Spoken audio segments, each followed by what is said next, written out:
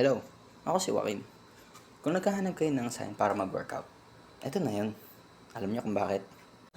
Dahil maraming benepisyo ang pag-workout. Paanong method man kung ito ay calisthenics o ang pagpunta sa gym. Pero pwede ka rin naman mag-calisthenics sa gym.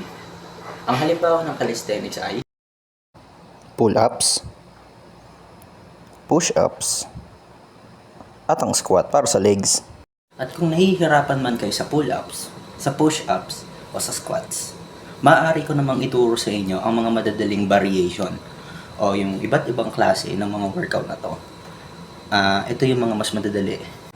Katulad na lamang ng sinabi ng crush mo na study first siya pero kinabukasan ay meron na siyang boyfriend o girlfriend at 6 months na pala sila. Na-late ka sa balita.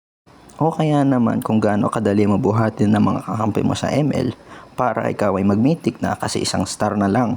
Tapos magsusurrender sila pag masisira mo na yung base. O kaya naman gaano mo kadali naaalala ang mga lahat ng pinagsamahan nyo kapag nag-alas 10 na. Madali ang magpalusot. Mahirap ang magsimula. Ngunit andito ako upang iparating sa inyo na pwede kayong mag-workout kahit sa bahay lang. At maaari itong maging basehan or base para kayo ay ma-inspire pumunta sa gym. Lagi po nating tatandaan, iba-iba ang magiging motibasyon natin para sa mga bagay-bagay. Ngunit, andito ako upang kumbinsin kayo sa mga bagay na hindi nyo pa kaya.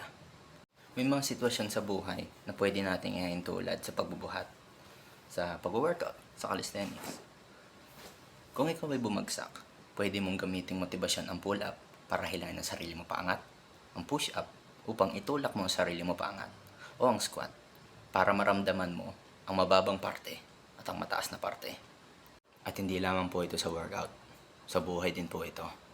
Kapag meron tayong disiplina para tuloy-tuloyin to, hindi lang katawan natin ang magbe-benefit, isip din natin, emotion din natin. Kasi sa bawat pagtulak mo, sa bawat workout, may tulad natin yon sa mga sitwasyon sa buhay. Kahit gaano kahirap, makita mo, natutuloy-tuloyin mo. Ako po si Joaquin, pinapaalala, nakakayanin yung mga bagay-bagay.